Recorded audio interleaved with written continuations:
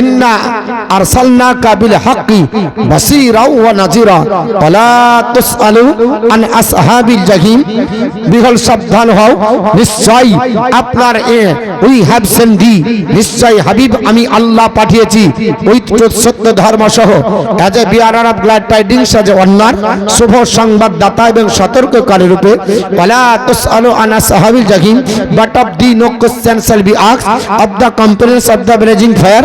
হে নবী, আপনাকে যারা চিনবে না মানবে না, কিয়ামতের দিন তাদেরকে অগ্নিদগ্ধ করা হবে। পৃথিবীর জমিনে নবীকে আল্লাহ পাঠিয়েছে, এক নাম্বার তাকে পাঠানো হয় যা আগে থেকে মওজুদ থাকে। তাহলে এই আয়াতে বোঝা গেল নবীকে আল্লাহ পাঠালছেন, আগেই তৈরি করে রেখেছিল। তারপর শুধু পাঠাইনি, আল্লাহ বলছে নবী গো তোমাকে পাঠালাম সত্য ধর্ম সহ, আপনার বলা হয়েছে সুসংবাদ দাতা এবং সতর্ককারী রূপে।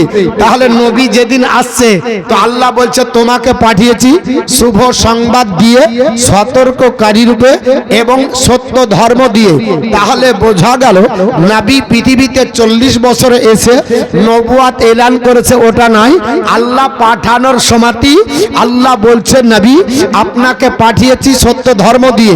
তাহলে বোঝা গেল আল্লাহর নবী তখনই নবী ছিলেন, এবং যদি নবী না হন জান্নাত আর জাহান্নাম থেকে সতর্ক করে আপনার জান্নাতের সুসংবাদ এবং জাহান্নামের আপনার সতর্কতা এটা দিতে পারেন না। 40 বছর যদি হয় তাহলে আল্লাহ তো বলতো নবী তোমাকে এমনি পাঠিয়েছিলাম, 40 বছরে তোমাকে সতর্ককারী করেছি, 40 বছরে তোমাকে আপনার শুভ সংবাদ দাতা করেছি। এটা আমার আল্লাহ বলেননি, মহান রব্বুল আলামিন বলেন ইন্না আরসালনাকা বিল হাক্কি বাসীরা ওয়া নাযীরা ওয়ালা তুসআলু আন আসহাবিল জাহিম। নিশ্চয় হাবিব আমি আল্লাহ আপনাকে পাঠিয়েছি শুভ সত্য ধর্ম দিয়ে, শুভ সংবাদদাতা এবং সতর্ককারী রূপে। আপনাকে যারা মানবে না চিনবে না, আপনার বলা আছে তারা কিয়ামতের দিন অগ্নিদগ্ধ হবে, তাদের ব্যাপারে আপনাকে জিজ্ঞাসাবাদ করা হবে না। তাহলে বোঝা গেল মুসলমান নবীর বিপক্ষে যারা থাকবে কিয়ামতের দিন অগ্নিদগ্ধ হবে, নবীর আপনার পক্ষে যারা থাকবে এরা আল্লাহর জান্নাতে যাবে। নবীর পক্ষে যদি থাকে তাহলে আপনার বলা আছে জান্নাতি, নবীর বিপক্ষে যারা থাকবে এরা জাহান্নামে যাবে, চাহে মুসলমান হোক চাহে অমুসলিম হোক। মুসলিম যদিও হয়, নামধারী মুসলমান হলে যদি আপনি বলেন জান্নাতে যাবে, এটা কখনো হতে পারে না। আরে হোয়াট ইজ দ্য ডেফিনেশন মুসলিম?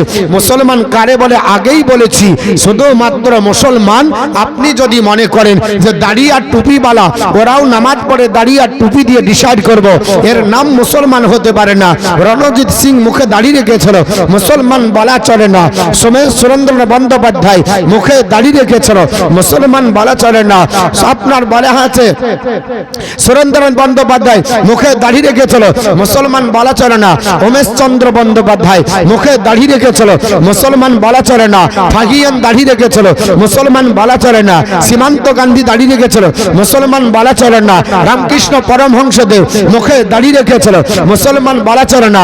বিশ্বকবি রবীন্দ্রনাথ ঠাকুর মুখে দাড়ি রেখেছিল, মুসলমান বলা চলে না। টুপি পাগড়ি বালা আপনার খাঁটি মুসলমান হবে। রাজা রামমোহন রায় পাগড়ি পরেছে, মুসলমান বলা চলে না। স্বামী বিবেকানন্দ মাথায় পাগড়ি পরেছে, মুসলমান বলা চলে না। স্বামী দয়ানন্দ সরস্বতী মাথায় পাগড়ি পরেছে, মুসলমান বলা চলে না। লালা লাজপত রায় মাথায় টুপি পরেছে, মুসলমান বলা চলে না। বঙ্কিমচন্দ্র চট্টোপাধ্যায় মাথায় টুপি পরেছে, মুসলমান বলা চলে না। লালা লাজপত রায় মাথায় টুপি পরেছে, মুসলমান বলা চলে না।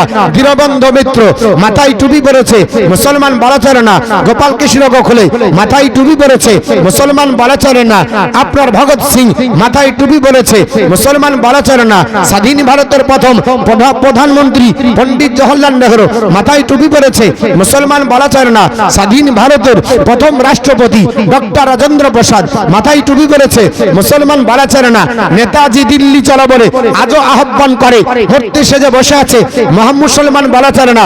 মুসলমান তার নাম যিনি আল্লাহর ইচ্ছার কাছে আত্মসমর্পণ করেছে। মহান রব্বুল আলামিনের ইচ্ছা হলো যদি আমি আল্লাহকে পেতে চাও, কুল ইন কুনতুম তুহিব্বুনাল্লাহ ফাত্তাবিউনি ইউহিব্বুকুমুল্লাহ ওয়া ইয়াগফির লাকুম যুনুবাকুম আল্লাহু গফুর রহিম।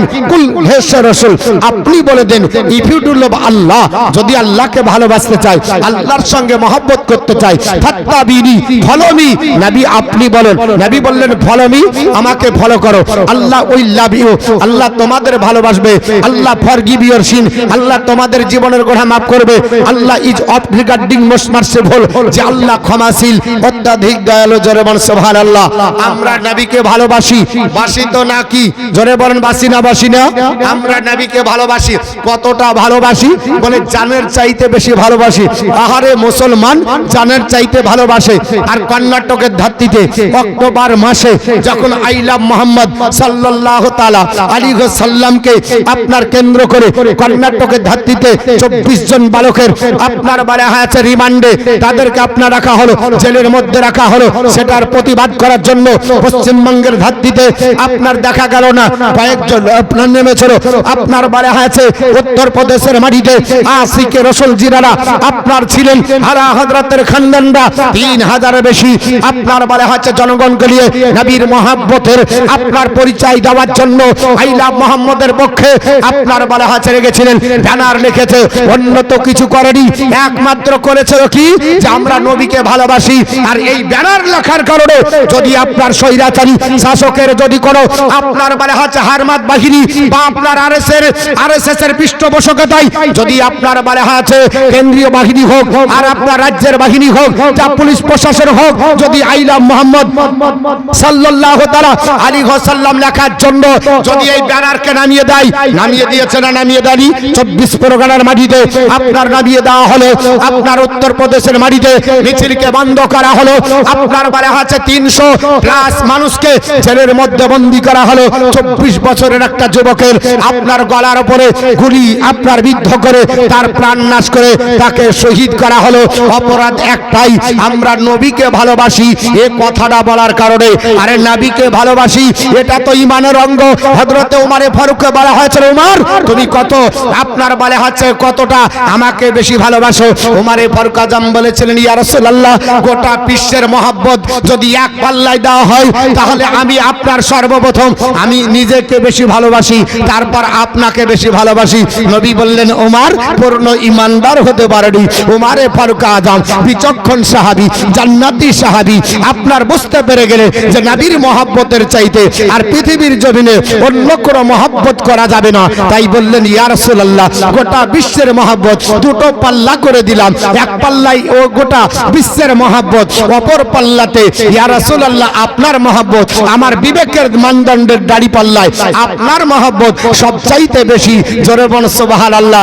নবী আমার বলেছিলেন, ওমর আল্লাহ পৃথিবীর জমিনে তোমাকে আপনার কবুল করে নিল, কারণ নবী আমার বলেছে, লা ইউমিনু আহাদুকুম হাত্তা আকুনা হাব্বা ইলাই মিন ওয়ালিদিহি ওয়া ওয়ালাদিহি ওয়ান নাসি আজমাইন। ততক্ষণ পর্যন্ত কেউ পুরোটা ঈমানদার হতে পারবে না যতক্ষণ পর্যন্ত নিজের পিতামাতার চাইতে, সন্তান সন্ততির চাইতে, আত্মীয় স্বজনের চাইতে, এমনকি মালমাত্তার চাইতে নিজের জান অপেক্ষা নবীর মহব্বত না করবে। আল্লাহ পাকের কোনোদিনই সে খাস মুমিন বান্দা বান্দি হতে পারবে না। তাহলে নবীর মহব্বত এটা আপনাদের আমাদের আপনার জরুরি। নবীকে ভালোবাসার জন্য জীবন যদি দিতে হয় আমরা দিতে রাজি আছি, আছি না আছি না? একটু জোরে বলেন, আমরা রাজি আছি। তাহলে আপনার বলে হচ্ছে নবীকে ভালোবাসি কেন? কারণ কিয়ামতের দিন নবী ছাড়া উদ্ধার হবে? জোরে বলেন না।